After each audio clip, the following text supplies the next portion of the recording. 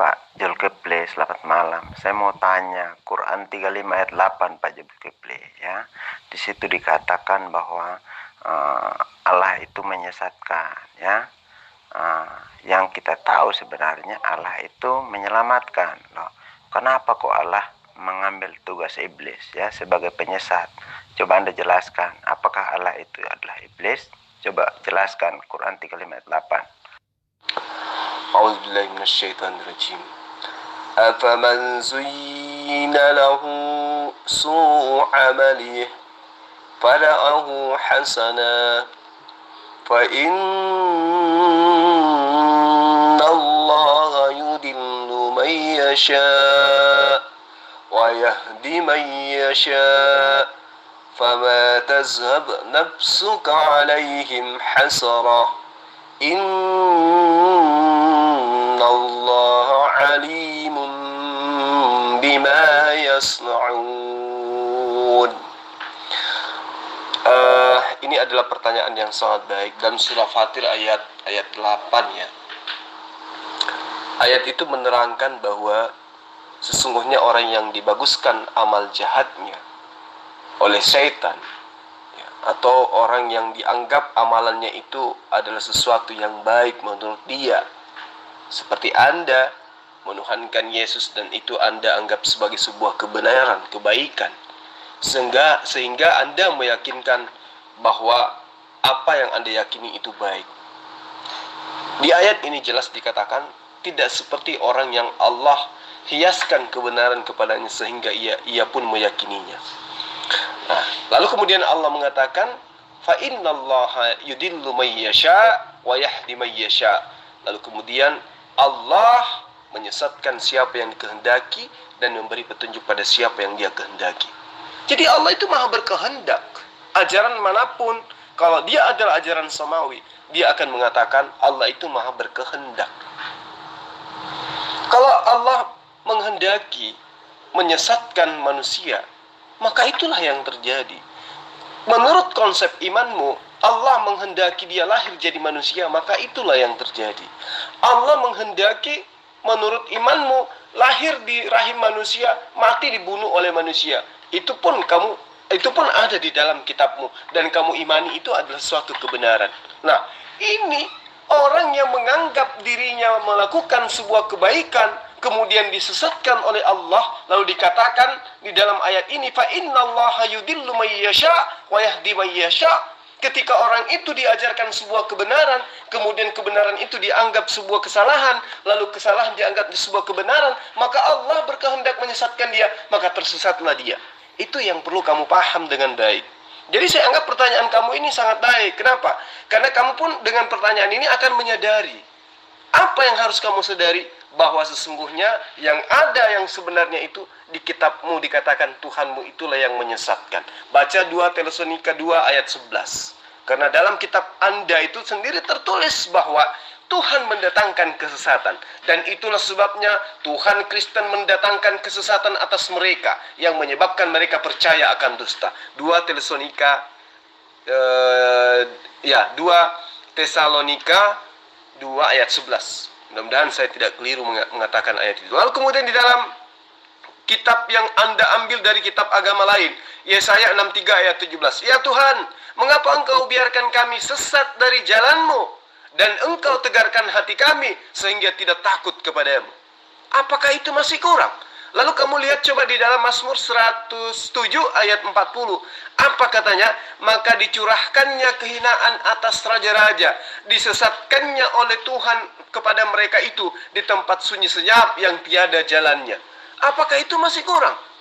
Lalu di dalam Ayub 12 ayat 24 sampai ayat 25 ya. Apa dikatakan di situ? Dilakukannya atau dilalukannya, maksud saya dilalukannya hati mereka dalam penghulu-penghulu di atas bumi, disesatkannya mereka itu di gurun yang tiada jalannya. Mereka itu merayau-rayau dalam kegelapan di tempat tiada terang, disesatkannya mereka oleh Tuhan mereka. Mereka itu seperti orang yang mabuk. Apa itu masih kurang? Itu dia menyebabkan para pemimpin kehilangan dunia, kehilangan akal. dan membuat mereka tersesat di padang belantara yang tidak ada jalannya. Mereka meraba-raba dalam kegelapan yang tidak ada terangnya, dan ia membuat mereka berjalan terhuyung-huyung seperti orang mabuk. Apakah itu masih kurang? Tuh, jadi jelas di dalam kitabmu itulah yang dikatakan sebagai Tuhan yang menyesatkan. Kalau Anda ingin menuduh Allah itu sebagai penyesat, itu yang perlu Anda pahami dengan baik. Di dalam Imamat 21 ayat 7, seorang imam tak boleh kawin dengan seorang wanita bekas pelacur atau seorang wanita yang bukan perawan atau yang sudah bercerai, karena imam adalah milikku. Kalau Anda memahami ayat-ayat yang saya bacakan ini, maka Anda harusnya malu untuk mengatakan apa yang tertera di dalam Al-Quran surah Fatir ayat 8 itu tadi. Jadi saya katakan kepada Anda, fa innallaha yudillu may yasha wa yahdi may yasha. Jadi Allah menyesatkan orang yang memang menghendaki kesesatan, ya, dan Allah memberi petunjuk kepada orang yang menghendaki petunjuk. Itu yang perlu kamu pahami, ya. Fala tazhab nafsuka alaihim hasarah innallaha alimun bima yasnaun. Sesungguhnya Allah Maha mengetahui apa yang mereka perbuat. Itu yang perlu kamu pahami dengan baik. Jadi ketika Anda mengatakan Allah itu menghendaki menyesatkan orang, yang disesatkan itu pahami dulu. Fa innallaha yudillu may yasha wa yahdi may yasha. Itu dasarnya jelas, apa man zuyyina lahu su'u amali. Nah, jadi Allah menyesatkan orang-orang yang menginginkan dirinya tersesat, menganggap sesuatu yang sesat itu adalah sebuah kebenaran. Layaknya Anda menyembah Yesus, Anda merasa nyaman. Makan babi, Anda merasa nyaman. Tidak sunat, Anda merasa nyaman. Padahal kesemua itu adalah larangan-larangan Allah kepada Bani Israel. Tapi Anda langgar dan anggap itu adalah sebuah kebenaran. Itulah yang dimaksud dalam surah Fatir ayat 8. Terima kasih. Jawab Quran 35 ayat 8, Bang Kifli, ya. Jelaskan, ya. Allah SBT di situ dikatakan berfirman bahwa kami menyesatkan siapa yang kami kehendaki, ya. Tidak seorang pun dapat menyelamatkan mereka yang kami sudah sesatkan. Apakah Allah SBT adalah iblis sehingga dia mengambil peran sebagai penyesat? Itu coba jelaskan, oke? Tadi saya sudah menjelaskan panjang lebar samamu, ya. Jadi apa yang diutarakan di dalam surah Fatir ayat 8 itu seirama dengan apa yang tertuang di dalam Al-Quran 13 ayat 27. Ketika orang-orang kafir berkata kepada Rasulullah Muhammad SAW, mengapa tidak diturunkan kepadanya Muhammad SAW mujizat dari Tuhannya? Maka Allah mengajarkan kepada Rasulullah Muhammad SAW, Qul innallaha yudillu may yasha wa yahdi ilaihi may yasha wa ilaihi man ata. Jadi jelas dikatakan bahwa sesungguhnya Allah menyesatkan siapa yang dia kehendaki dan menunjuki orang-orang yang bertaubat kepadanya. Lalu kemudian seirama dengan itu pun dikatakan dalam Al-Quran 14 ayat 4, wa ma arsalna min rasulin illa bilisani qaum, di mana Rasulullah dikatakan bahwa Allah itu mengutus rasulnya dengan menggunakan bahasa kaumnya supaya ia dapat, si rasul ini, memberi penjelasan dengan terang kepada mereka. Maka Allah menyesatkan siapa yang dia kehendaki dan memberi petunjuk kepada siapa yang dikehendaki, dan dialah Allah Tuhan yang Maha Kuasa. Begitu juga yang diterangkan di dalam ayat 27 di surah 14 itu, Allah meneguhkan iman orang-orang yang beriman dengan ucapan yang teguh itu di dalam kehidupan di dunia dan di akhirat. Dan Allah menyesatkan orang-orang zalim dari perbuatannya. Nah, ini kalau Anda belajar dengan baik, itu jelas bahwa ketika Anda mengaitkan hal ini dengan perbuatan syaitan, atau bagaimana kemudian Anda kaitkan bahwa setanlah yang menyesatkan, itu perlu Anda pahami bahwa di dalam Al-Quran itu dijelaskan pembangkangan iblis itu berulang dan berulang itu sampai 6 kali dalam Al-Quran. Jadi iblis itu adalah salah satu contoh konkret tentang makhluk yang disesatkan oleh Allah, disebabkan oleh kesalimannya sendiri, yaitu menolak bersikap tunduk dan patuh terhadap perintah Allah. Ya, itu disebabkan karena kesombongannya. Dan di dalam kitab yang kamu ambil dari Bani Israel pun dikatakan sama seperti itu. Jadi malah di dalam ajaran agama Kristen dikatakan bahwa iblis itu tadinya adalah malaikat. Iya kan? Nah, kemudian karena mereka melawan Allah, maka mereka menjadi iblis. Dan itu atas kehendak Allah. Karena tidak ada sesuatu yang terjadi tanpa kehendak Allah. Itu yang perlu kamu pahami dengan baik. Makanya saya terangkan tadi dalam Ayub 12 ayat 24, dia menyebabkan para pemimpin dunia kehilangan akal dan membuat mereka tersesat di padang belantara yang tidak ada jalannya.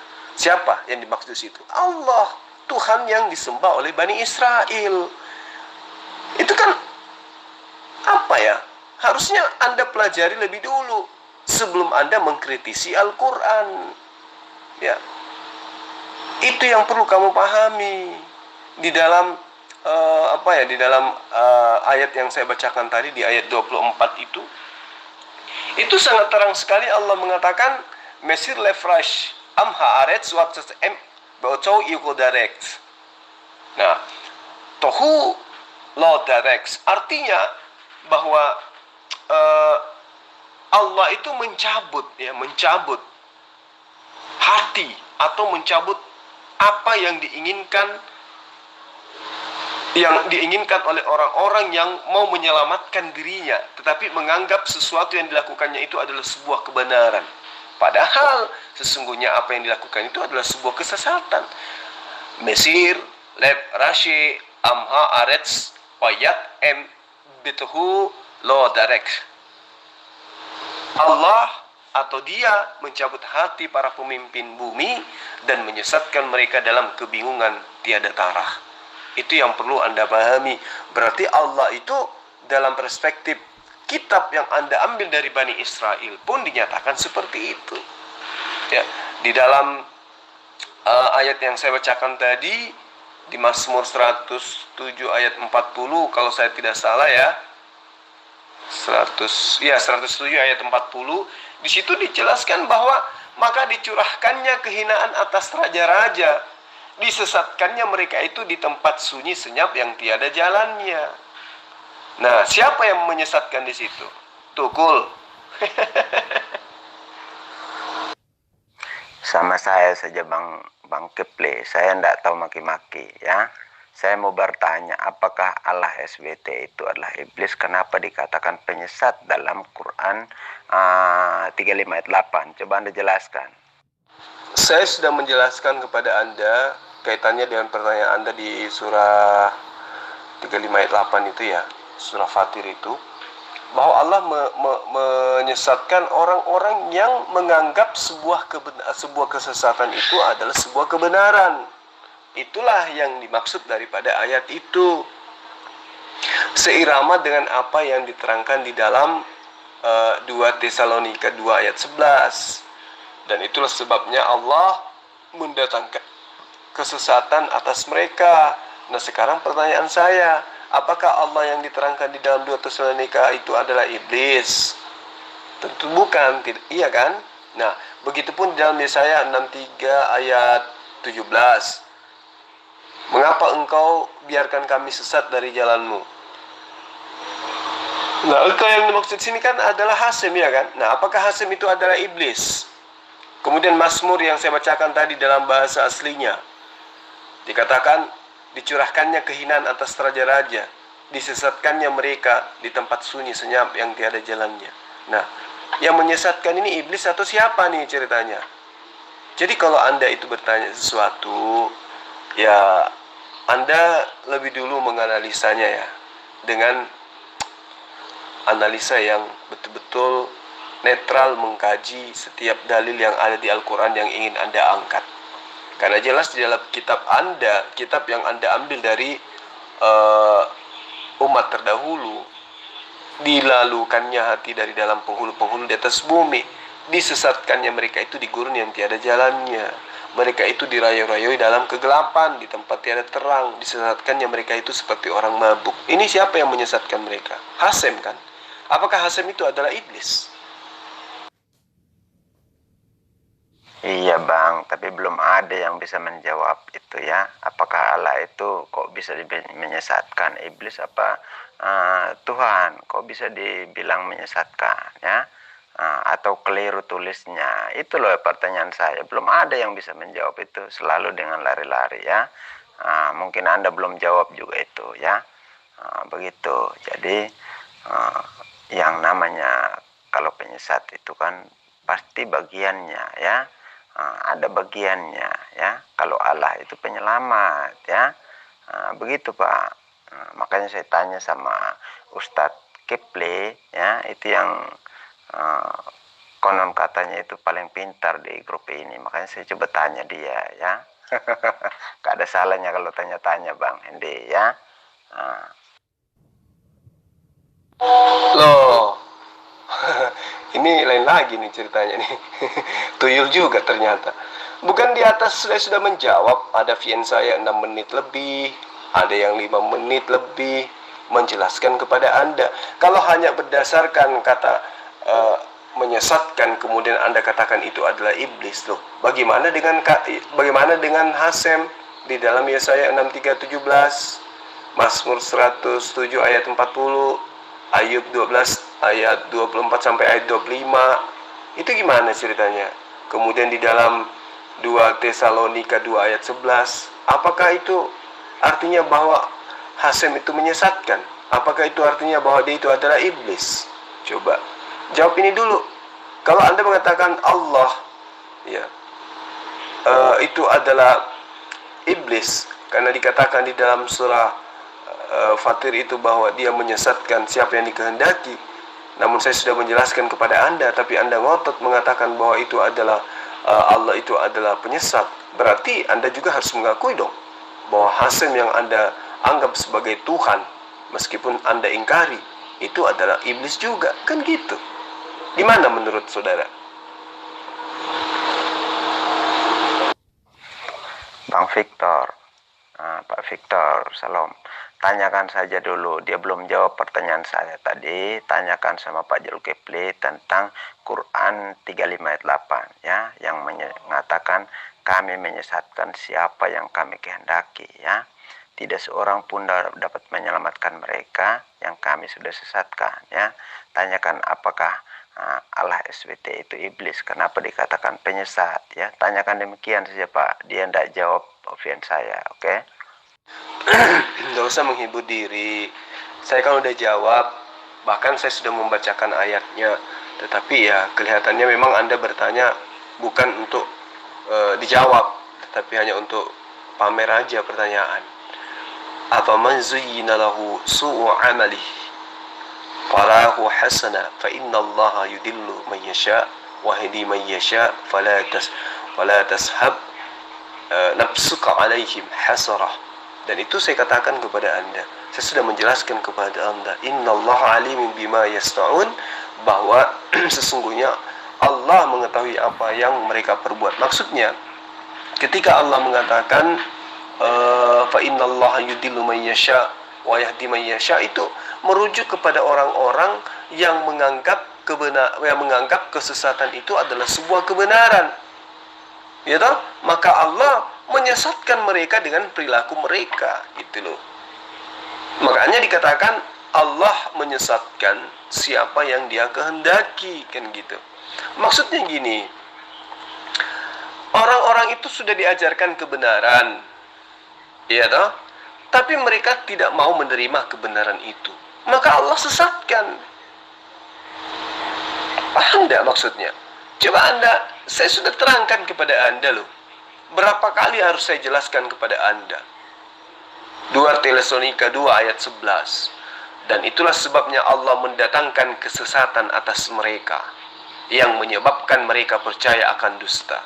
Itu seirama dengan apa yang di dalam Al-Quran. Dalam surah Fatir ayat 8 yang Anda tanyakan itu. Tapi Anda yang pura-pura nggak bisa menerima penjelasan saya. Jadi saya harus kayak mana? Masa saya harus memaksakan kehendak saya terhadap Anda? Gitu?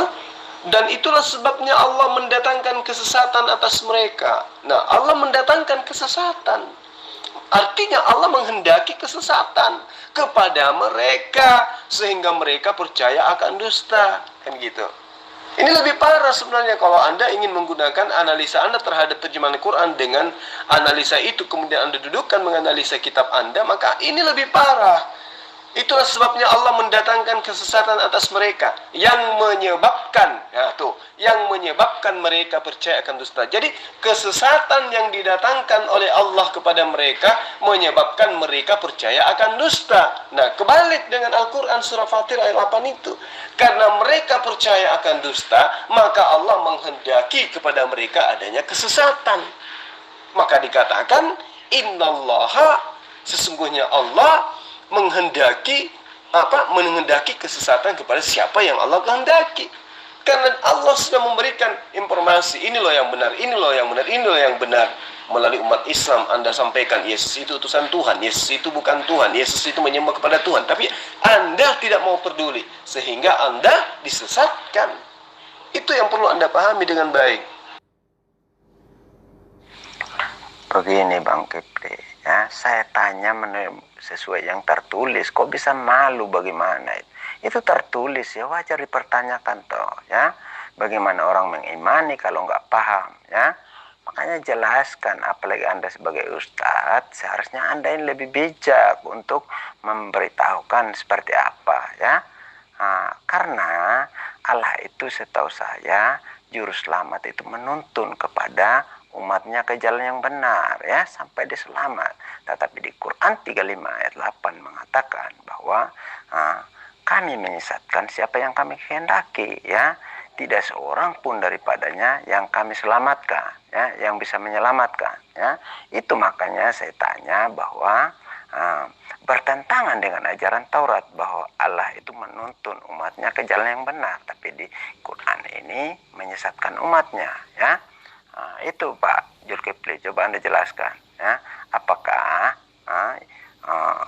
Allah SWT ini adalah setengah Tuhan dan setengah penyesat atau iblis, ya? Coba Anda jelaskan.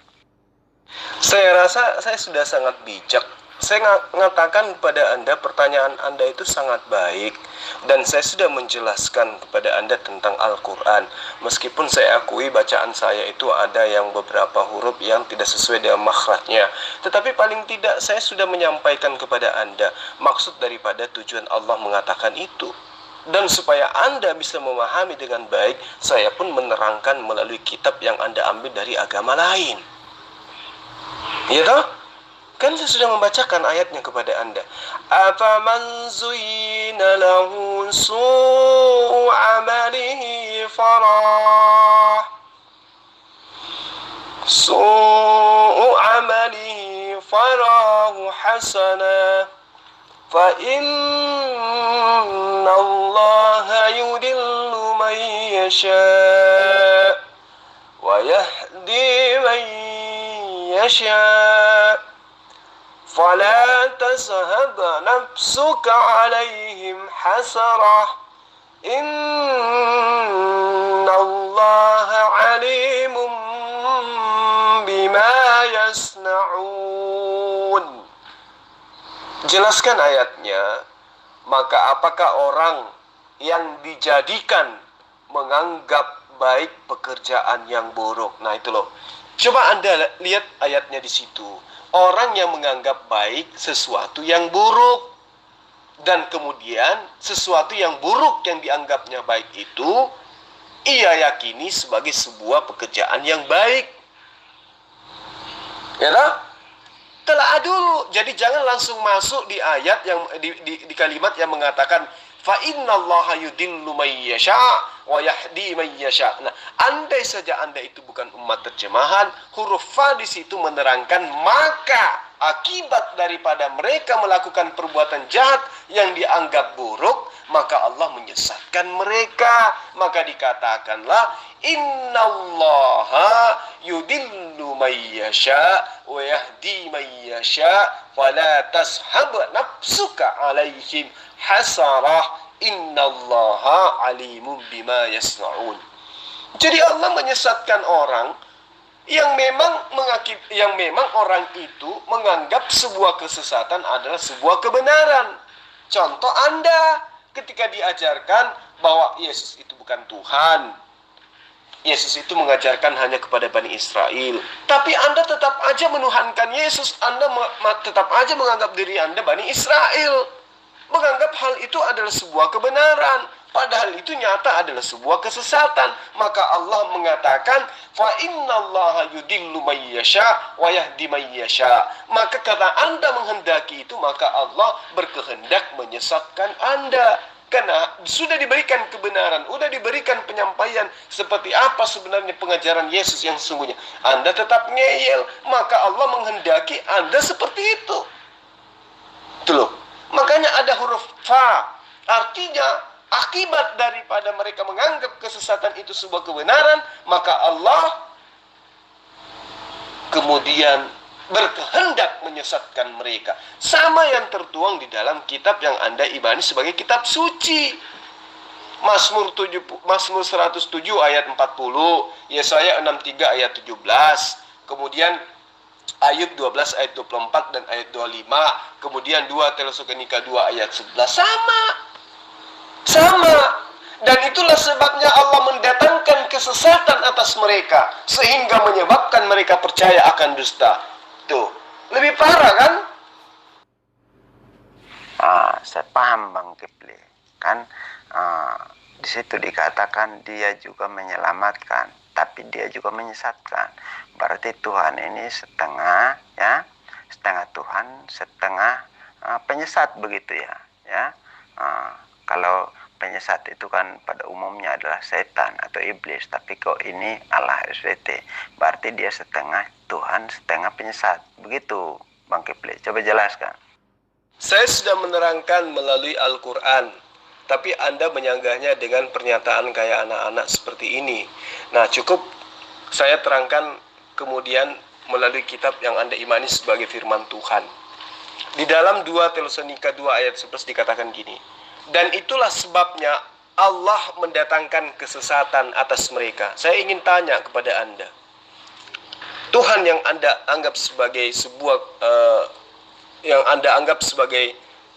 pembawa keselamatan, ini di ayat ini dikatakan dia mendatangkan kesesatan. Nah, apakah Anda ingin mengatakan bahwa Tuhan yang Anda sembah itu juga adalah iblis karena mendatangkan kesesatan? Silakan. Begini loh Bang Kifli ya.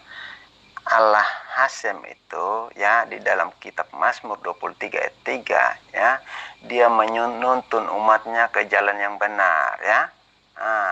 Anda paham nggak kalau menuntun itu orang yang berdosa dibawa kepada terang ya, menuntun umatnya ke jalan yang benar ya. Tetapi di dalam Quran 38 ayat 5 ya, ayat 35 ayat 8 menerangkan bahwa Allah itu kok menyesatkan ya, tapi juga menyelamatkan ya. Artinya di situ bahwa Allah SWT ini bukan Allah penyelamat sepenuhnya ya, tetapi dia juga menyesatkan ya. Artinya di situ ada setengah iblis. Berarti iblis itu sudah tidak ada di dunia karena sudah diambil alih oleh Allah SWT begitu ya Pak.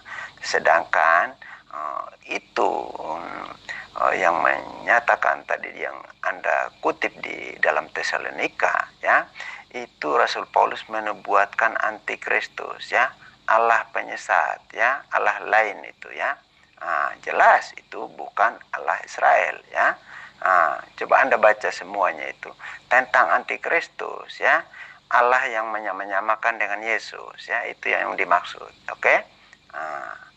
Sekarang itu sudah saya tanya bahwa Allah SWT apakah dia itu bukan Allah sepenuhnya ya, tetapi dia adalah separuh iblis. Begitu Bang Kifli, coba Anda jawab. Anda ini gimana sih? Di Ayub 12 ayat 24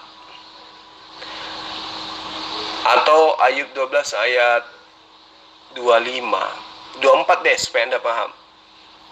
Lalu dia menyebabkan para pemimpin dunia kehilangan akal. Coba, Allah di dalam kitab ini dikatakan menyebabkan para pemimpin dunia kehilangan akal. Dan Allah membuat mereka tersesat di padang belantara yang tidak ada jalannya. Saya ingin tanya kepada Anda, yang diterangkan yang menjadi aktor di dalam Ayub 12 ayat 24 ini iblis atau Tuhan atau Allah atau Hasem? Silakan. Di dalam kitab Taurat maupun Injil, Bang, tidak ada Allah bersaksi bahwa dia menyesatkan orang, ya. Tidak ada di situ.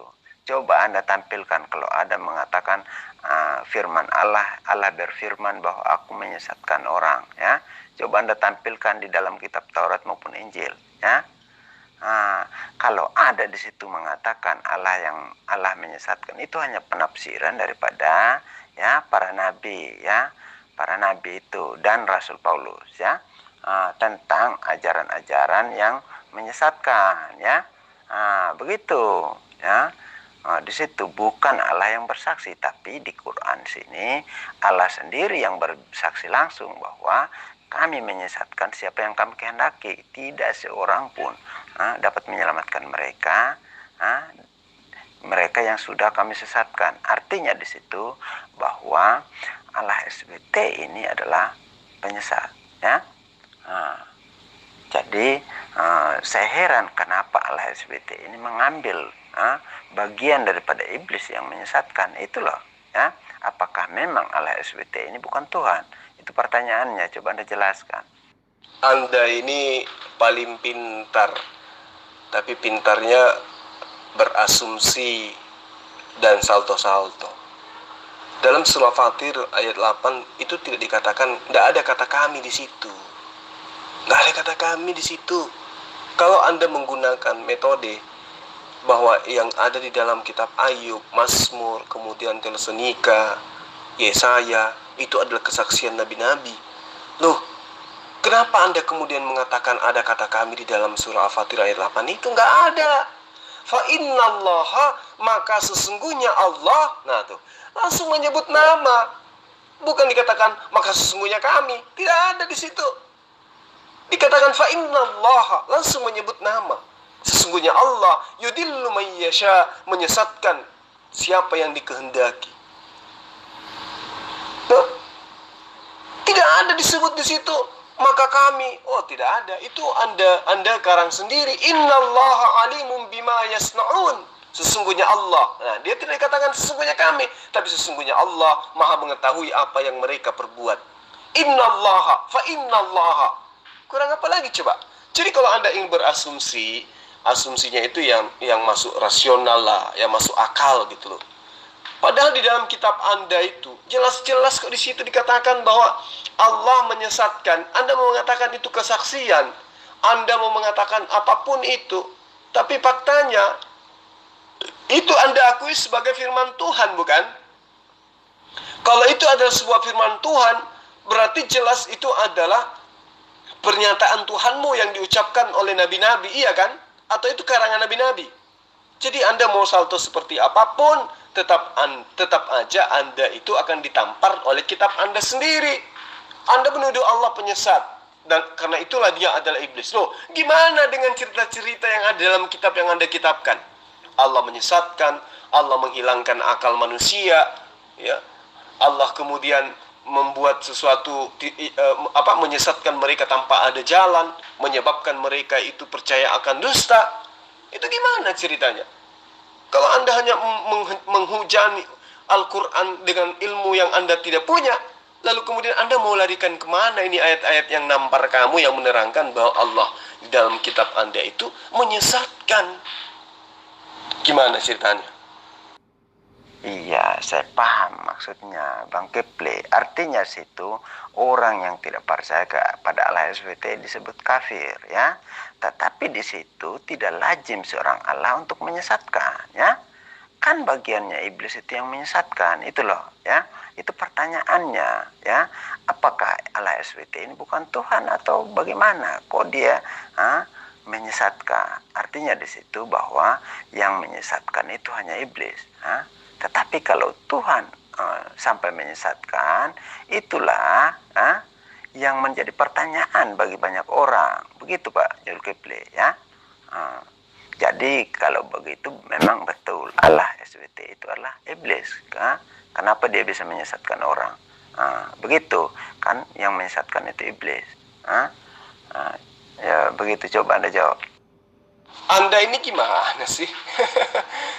Jadi yang mendatangkan kesesatan yang diterangkan di dalam 2 Tesalonika itu yang mendatangkan kesesatan iblis atau Allah? Coba Anda jawab dengan jujur. Iya, saya sudah paham itu. Maksud saya itu, Allah itu kan menyelamatkan, tapi juga dia menyesatkan. Berarti kan bukan sepenuhnya dia Allah dong, ya.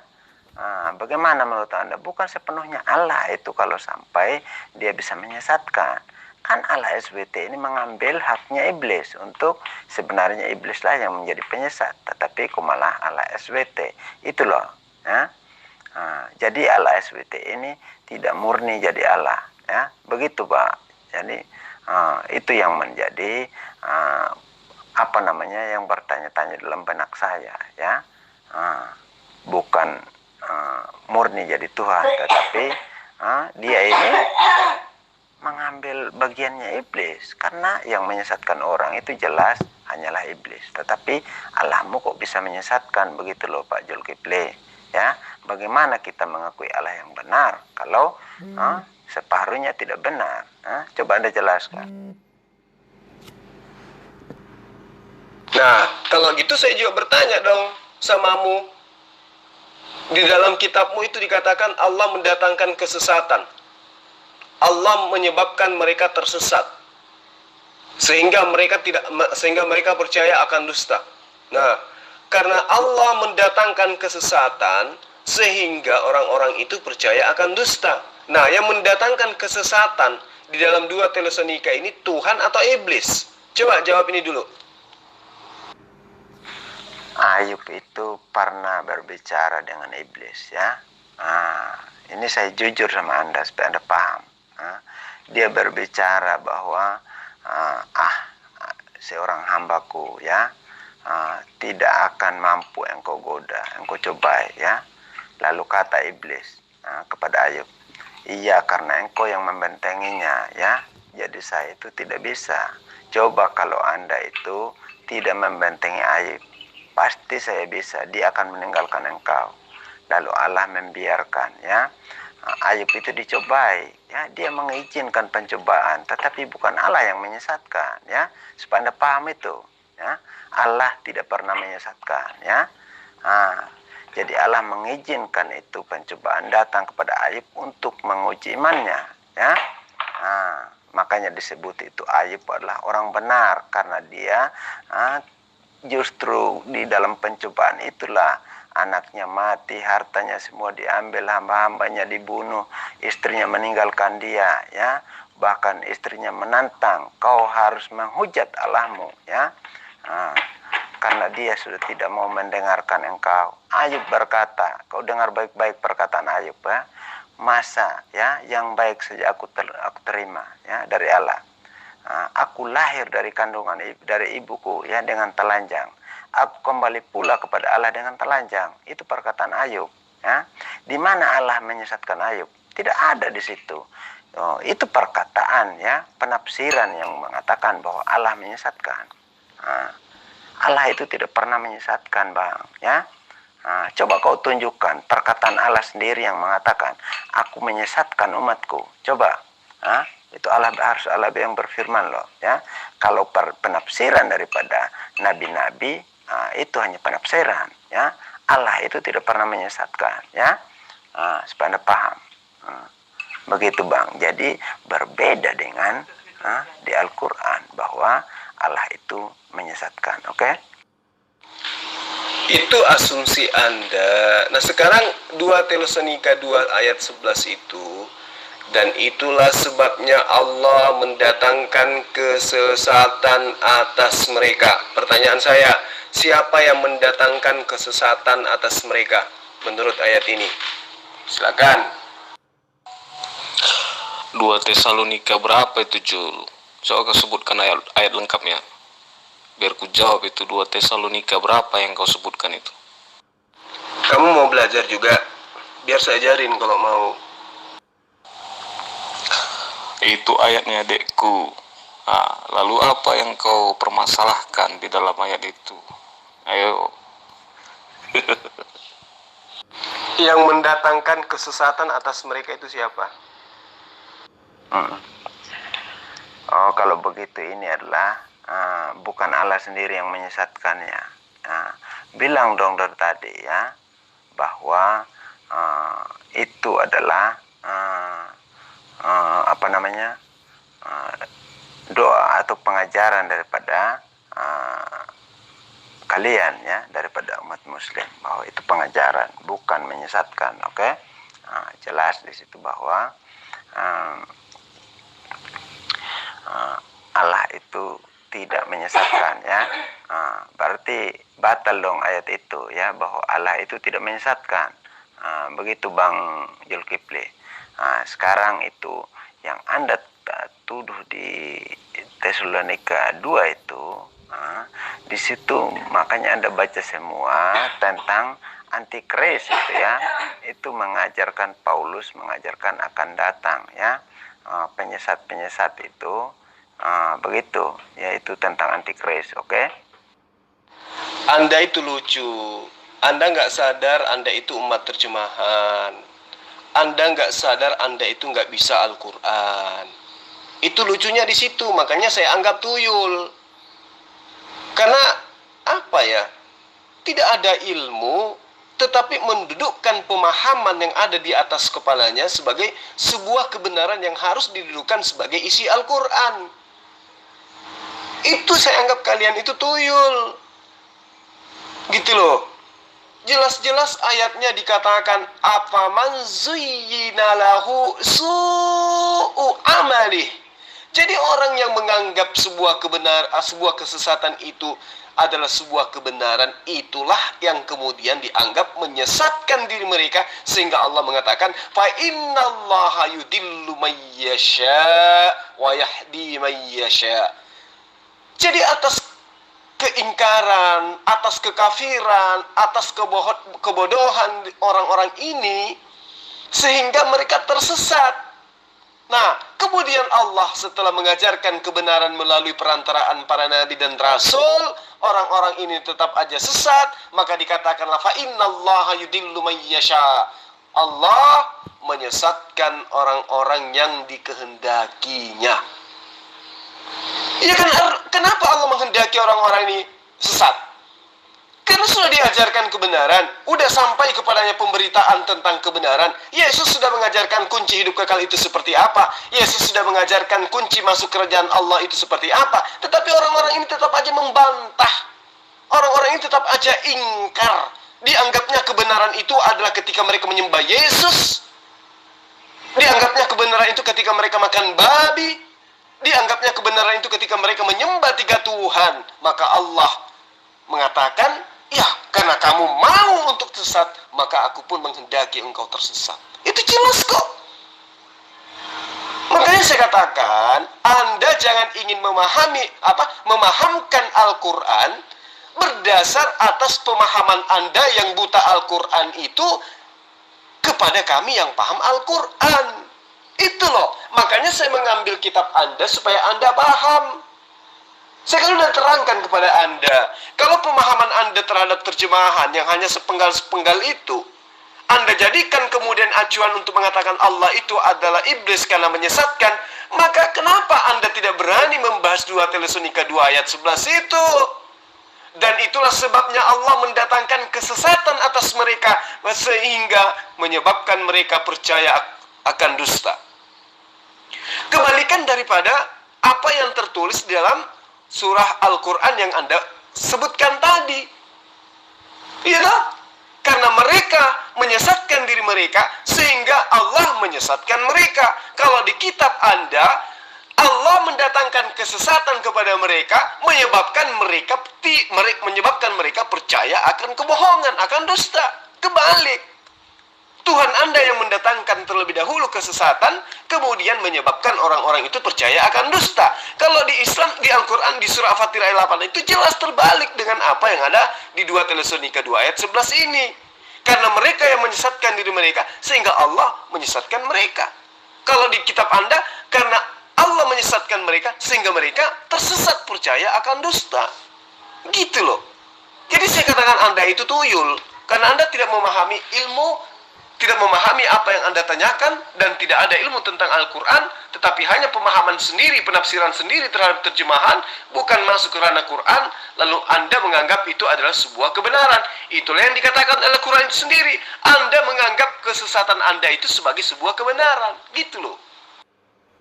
Maksudnya di 2 Tesalonika 2 ayat 11 ini bahwa itu bahwa ada penyesat-penyesat yang datang sebagai Allah, ya. Itu ayatnya saya tampilkan, ya, bahwa Allah itu dia duduk di dalam bait Allah, ya, menyatakan diri sebagai Allah, ya. Itu yang dimaksud oleh Rasul Paulus di Tesalonika 2 ayat 11, Bang, ya. Begitu. Jadi itu dijelaskan bahwa akan datang penyesat, ya, yang menyebabkan kesesatan, yaitu Allah yang mendatangkan kesesatan itu, ya. Itu Allah yang masuk di dalam bait suci menyatakan diri sebagai Allah, ya. Itulah yang dikatakan menyesatkan, ya, bukan Hasyim yang menyesatkan, bukan, oke? Jadi tuduhan Anda juga salah, oke? Fokus di ayat 11-nya. Di ayat 11 itu dikatakan, dan itulah sebabnya Allah mendatangkan kesesatan atas mereka. Pertanyaan saya, siapa yang mendatangkan kesesatan atas mereka? Ayo, Anda ingin mengatakan apa? Lah, yang tuyul itu Anda sekarang, ya. Quran Anda sendiri Anda tantang bahwa jelas di situ dinyatakan bahwa Allah mendatangkan kesesatan, ya. Allah menyesatkan. Jelas terbukti di situ. Sedangkan yang Anda tuduhkan di dalam Tesalonika 2 ayat 11 ini, ya, itu ayatnya, ya, saya sudah tampilkan 2 Tesalonika 2 ayat 4. Yang dimaksud dengan Allah yang mendatangkan kesesatan itu adalah Allah penyesat, ya. Dia mengaku dirinya sebagai Allah dan duduk di dalam bait suci, ya. Itu ayatnya saya tampilkan tadi, ya. Anda baca baik-baik itu supaya Anda paham, ya. Berbeda dengan di Quranmu, ya. Menyatakan jelas-jelas di situ dikatakan bahwa Allah menyesatkan, ya. Jelas di situ Allah menyesatkan, ya. Apalagi yang kurang, ya. Aduh, Pak Kifli ini, ya, malah dikasih hati sedikit terlalu Pak Kifli ini, ya. Coba jelaskan betul-betul loh, ya, supaya yang lain itu tidak tersesat begitu loh, ya. Anda membawa-bawa Al-Quran, tetapi membaca ejaannya saja Anda tidak bisa. Yang Anda maksud Al-Quran itu adalah pemahaman Anda terhadap terjemahan Al-Quran. Itu yang Anda harus paham. Bahwa yang Anda anggap Al-Quran itu adalah isi kepala Anda yang menafsirkan terjemahan Al-Quran yang kemudian Anda anggap sebagai Al-Quran. Kalau yang Al-Quran itu jelas, apa man zuyyina lahu zu'u amali. Itu Al-Quran. Di mana dikatakan, maka apakah orang yang dijadikan iblis menganggap baik pekerjaan yang buruk, lalu ia meyakini pekerjaan itu adalah pekerjaan baik, ya, farahu hasanah, kemudian menganggap pekerjaan yang itu dianggap sebuah kebaikan. Fa innallaha, sesungguhnya Allah, yudillu may yasha, ya, menyesatkan siapapun yang dikehendakinya. Ya toh? Kan sudah jelas dalam kitabmu pun dikatakan seperti itu. Maka Allah mengatakan wa yahdi may yasha, dan menunjuki siapa yang dikehendaki oleh Allah. Lalu kemudian dikatakan fala tashab nafsuka. Maka janganlah dirimu binasa atau putus asa karena kesedihan terhadap mereka. Maksudnya di situ dikatakan alaihim itu ditujukan kepada mereka yang menganggap perbuatan sesat itu adalah sebuah kebenaran. Gitu. Dikatakan innallaha alimum bima yasnaun. Sesungguhnya Allah Maha mengetahui apa yang mereka perbuat. Sudah jelas-jelas dikatakan apa man zuyyina lahu, dikatakan bahwa orang-orang yang menganggap sebuah kesesatan itu adalah sebuah kebenaran, udah disampaikan kebenarannya seperti apa, tetapi juga tetap ngeyel. Itulah yang dimaksud dalam ayat ini. Fa innallaha yudillu may yasha. Sesungguhnya Allah menyesatkan siapa yang dikehendaki. Nah, kemudian Anda mencoba memelintir isi kitab Anda sendiri. Jelas-jelas di ayat 11 di 2 Tesalonika 2 itu dikatakan itulah sebabnya Allah mendatangkan kesesatan atas mereka sehingga menyebabkan mereka percaya akan dusta. Ayo, Anda tidak mau jujur mengakui ayat itu, bahwa Allah yang mendatangkan kesesatan terhadap orang-orang yang dimaksud dari ayat 1 sampai ayat 10. Gimana toh? Anda ketika mengkaji Quran yang hanya menelaah terjemahan, Anda hebat. Anda seakan-akan pakar, tapi membaca ejaan hurufnya pun Anda nggak bisa. Tapi ketika Anda berhadapan dengan terjemahan kitab Anda yang memang hanya terjemahan, dan Anda juga adalah umat terjemahan, Anda pura-pura pikun, pura-pura nggak tahu, pura-pura nggak paham, tapi menjelaskan seakan-akan paham. Dan itulah sebabnya Allah, huruf besar loh. Kalau di dalam pemahaman kalian, kalau udah kejepit kan biasanya mengatakan Allah di situ kan huruf A-nya huruf kecil, bukan huruf besar. Nah, ini sekarang saya katakan kepada Anda, dan itulah sebabnya Allah huruf besar mendatangkan kesesatan atas mereka yang menyebabkan mereka percaya akan dusta. Disebabkan karena Allah mendatangkan kesesatan kepada mereka sehingga orang-orang ini percaya akan dusta. Kebalik dengan apa yang diterangkan dalam surah Fatir ayat 8. Paham? Jul, kemana ya kau? Kok lari-lari kau? Itu sudah ku jawab, apalagi permasalahanmu? Kan sudah ku bilang, yang menyesatkan itu adalah iblis. Lalu apalagi permasalahanmu? Sini kau, sini. Biar tak ajari kau sikit dulu. Jangan pula kau sama-samakan dengan kitab contekanmu itu. Beda itu pengertiannya, ya. Di dalam Alkitab itu nggak bisa kau comot ayat lalu kau artikan sesuka hatimu. Itu bukan seperti ayat kitabmu yang turunnya satu-satu ayat, ya, yang bisa kau tafsir seenak-enak udelmu. Sini kau, sini, biar abang ajarin kau dulu sedikit.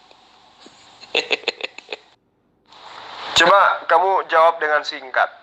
Di ayat sebelumnya dikatakan, dan itulah sebabnya Allah mendatangkan kesesatan atas mereka. Pertanyaan saya, yang mendatangkan kesesatan atas mereka ini siapa? Allah atau iblis? Yang jujur. Oh, itu ada ceritanya, Bang. Jangan fokus ayat itu. Makanya Anda saya tampilkan itu ayat 4, ya. Bahwa yang dimaksud Allah yang mendatangkan kesesatan itu adalah Allah itu Allah yang duduk dalam bait Allah itu, yang mengaku dirinya sebagai Allah, ya. Itu yang menyesatkan. Makanya saya kasih ayat 4 itu kejelasannya, ya. Aduh, makanya belajar. Kalau itu Injil itu paling gampang sebenarnya, Bang Kipli, ya. Ada ceritanya sehingga muncul ayat itu, ya. Begitu. Jadi Allah yang mendatangkan kesesatan itu adalah Allah yang duduk di dalam bait Allah, mengaku dirinya sebagai Allah, ya. Itu ayat 4, ya. 2 Tesalonika 2 ayat 4, oke? Loh, Anda juga hanya fokus kepada sepotong ayat fa innallaha yang dikatakan di dalam surah Fatir ayat 8 itu. Anda hanya berada pada kalimat pendeknya, fa innallaha yudillu may yasha. Hanya itu saja. Padahal ayatnya itu panjang. Afaman zuyyina lahu, dan seterusnya diakhiri dengan kalimat innallaha alimun bima yasnaun. Tapi Anda hanya mengatakan, hanya membahas tentang fa innallaha yudillu may yasha. Anda tidak lagi mengambil ayat-ayat yang di dalam ayat 7-nya, alladzina kafaru lahum azabun syadid walladzina amanu wa amilus shalihat lahum maghfiratun wa ajrun kabir. Anda tidak mengambil itu. Iya toh? Anda tidak mengambil ayat itu. Anda hanya mengambil ayat-ayat setelahnya. Anda hanya mengambil potongan-potongan kalimat yang ada di dalam ayat setelah ayat yang barusan saya bacakan di ayat ke-7 itu. Jadi gimana ceritanya Anda mau dianggap Anda itu adalah orang yang pakar tentang Al-Quran atau orang yang paham tentang Al-Quran?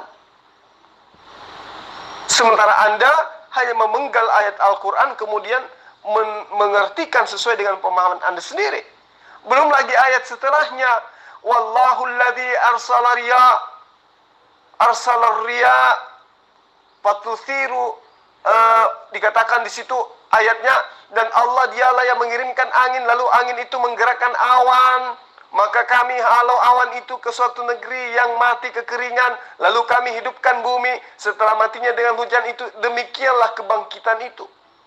Ini ayat-ayat yang sangat jelas menerangkan apa yang tertuang di dalam ayat yang ada maksud, tapi Anda hanya mengambilnya sepotong gitu loh. Nah, pertanyaan saya kembali kepada Anda. Di ayat 11-nya itu, dan itulah sebabnya Allah mendatangkan kesesatan atas mereka. Pertanyaan saya, yang mendatangkan kesesatan di sini siapa? Jawab. Sudah kujawab dari tadi samamu berulang kali. Iblis. Oke? Iblis. Paham ya? Paham atau tidak? Oke, silakan lanjutkan sanggahanmu. Saya sudah jawab dari tadi ya. Pertanyaanmu sudah saya jawab. Iblis. Lanjutkan ayo. Sebelum moodku hilang sama muncul ya. Oh, berarti iblis itu Allah ya? Karena di situ dikatakan, dan itulah sebabnya Allah mendatangkan kesesatan atas mereka yang menyebabkan mereka percaya akan dusta. Di ayat selanjutnya dikatakan, supaya dihukum semua orang yang tidak percaya akan kebenaran dan yang suka akan kejahatan. Oh begitu. Jadi Allah itu adalah iblis. Oh, saya baru tahu. Kamu hebat. Sudah kujawab dari tadi samamu berulang kali. Iblis. Oke? Iblis. Paham ya? Paham atau tidak? Oke, silakan lanjutkan sanggahanmu. Saya sudah jawab dari tadi ya. Pertanyaanmu sudah saya jawab. Iblis. Lanjutkan ayo. Sebelum moodku hilang sama muncul ya. Nah, para sahabat sekalian, kita sudah mendengarkan bersama bagaimana seorang siapa namanya nih? Rodrigo ya. Siapa? Rodrigo ya, mengakui bahwa sembahan mereka adalah iblis. Kenapa saya katakan sembahan mereka adalah iblis? Karena di dalam ayat 2 di Tesalonika 2 ayat 11 Tesalonika 2 itu ya dikatakan bahwa dan itulah sebabnya Allah mendatangkan kesesatan atas mereka yang menyebabkan mereka percaya akan dusta. Nah, Allah yang dimaksud mendatangkan kesesatan di ayat ini menurut dia itu adalah iblis. Padahal kalau kita membaca secara satu perikop ayat ini, itu maksudnya Allah yang di sini, yang di ayat 11 ini adalah Hasem. Hasem yang di sini yang mendatangkan kesesatan terhadap mereka yang menyebabkan mereka percaya akan dusta.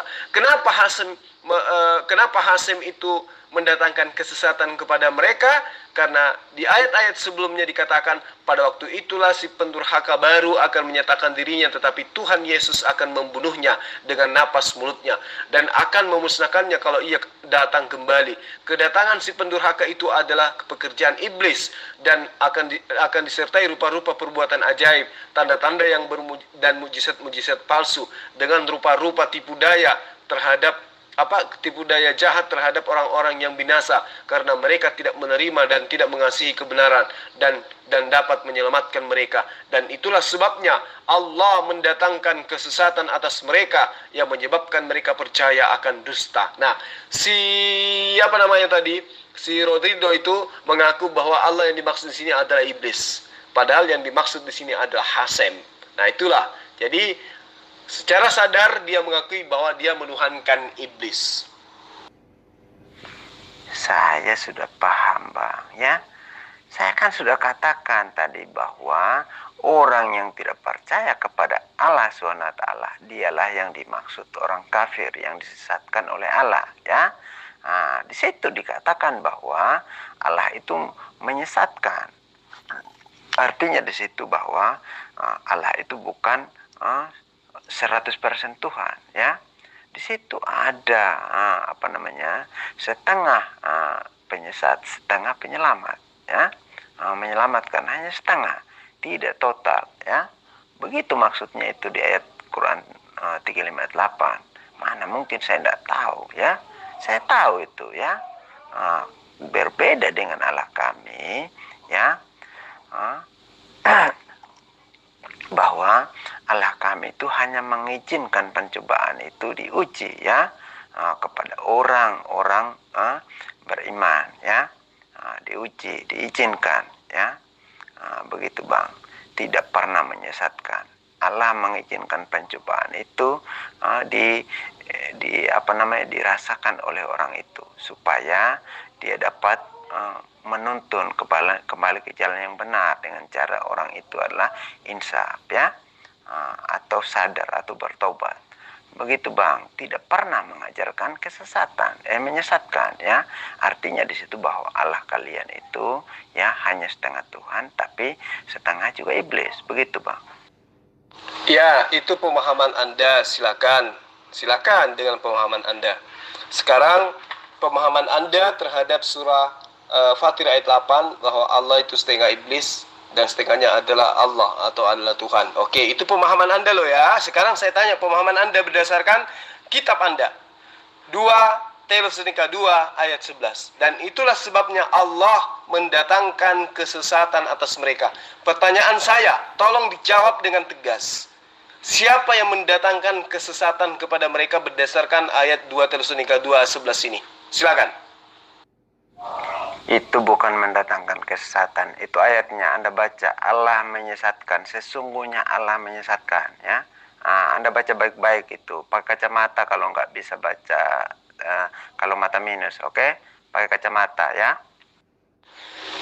Oke, itu pemahaman Anda terhadap terjemahan. Silakan, itu hak Anda. Tapi ingat, itu pemahaman Anda loh, ya. Sekarang pertanyaan saya, pemahaman Anda terhadap kitab Anda, 2 Tesalonika 2 ayat 11. Dan itulah sebabnya Allah mendatangkan kesesatan atas mereka. Pertanyaan saya, siapa yang mendatangkan kesesatan atas mereka berdasarkan ayat ini? Jawab dengan tegas. Anda jangan salah, Pak Zulkifli, ya. Di situ dikatakan sesungguhnya Allah menyesatkan, jangan mendatangkan kesesatan. Kalau mendatangkan kesesatan itu beda ceritanya. Di situ tertulis bahwa Allah menyesatkan, ya. Anda paham? Menyesatkan. Menyesatkan dalam arti seperti Anda yang ceritakan, orang yang tidak percaya kepada Allahmu, ya, Allah SWT, ya. Yang Anda maksud adalah orang-orang kafir. Itulah yang disebut yang disesatkan, ya. Itu Allah SWT, ya. Menyesatkan bukan mendatangkan kesesatan. Itu beda, ya. Menyesatkan sama mendatangkan. Kalau mendatangkan berarti dipanggillah iblis untuk menyesatkan dia, ya. Tetapi di situ dikatakan Allah menyesatkan, ya. Itu Anda harus baca baik-baik lagi Quran itu, ya. Supaya Anda paham. Sekarang saya ulang lagi untuk yang keempat kalinya, keenam kalinya kepada Anda. Di dalam 2 Tesalonika 2 ayat 11, dan itulah sebabnya Allah mendatangkan kesesatan atas mereka. Berarti Allah menyesatkan mereka, mendatangkan kesesatan kepada mereka. Ya sama aja. Apa sebabnya? Sehingga menyebabkan mereka percaya akan dusta. Berarti Allah mendatangkan kesesatan terhadap orang sehingga orang ini percaya akan dusta. Pertanyaan saya, siapa yang mendatangkan kesesatan yang disebut dengan sebutan Allah di dalam 2 Tesalonika 2 ayat 11? Jawab dengan tegas. Saya sudah kasih jawabannya tadi ya. 2 Tesalonika 2 ayat 4 ya. Disitulah Allah itu ya, dia meninggikan dirinya ya, dia mengaku dirinya sebagai Allah dan duduk di dalam bait suci untuk menyesatkan orang-orang ya. Di situ dikatakan Allah itu mendatangkan kesesatan. Itu Allah ya, Allah yang menyesatkan itu yang duduk dalam bait suci ya, pada saat kedatangan Tuhan Yesus ya. Itu sudah jelas di situ kedatangan anak manusia, judulnya di atas ya. Tapi Allah yang menyesatkan tadilah yang mendatangkan kesesatan bagi mereka ya. Itu Allah yang duduk dalam bait Allah, itu jawabannya. Oke. 2 Tesalonika 2 ayat 4 ya. Baca baik-baik itu. Pakai kacamata lagi biar lihat ya. Saya tidak tanya ayat 4, saya tanya ayat 11.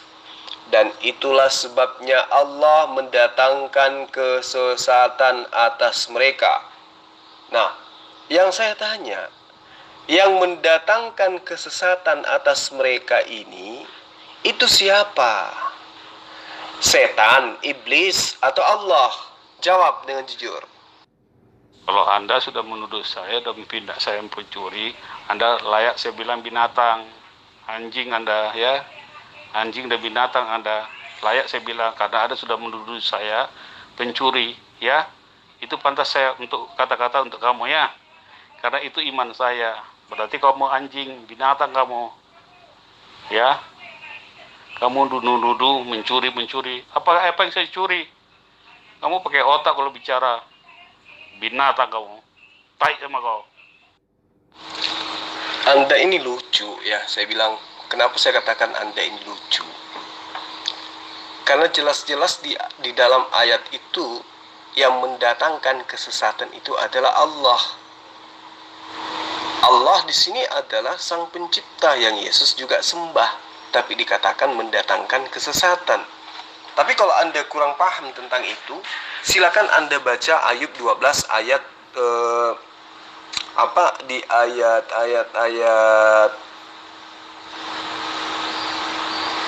24. Dikatakan bahwa dialah yang menyebabkan para pemimpin dunia kehilangan akal, dan dialah yang membuat mereka tersesat di padang belantara yang tidak ada jalannya. Nah, siapa yang dimaksud di sini sebagai pembuat orang-orang itu tersesat? Coba Anda jawab dengan jujur. Nah, itu jawabannya ya. Allah yang Anda maksud itu yang mendatangkan kesesatan ya.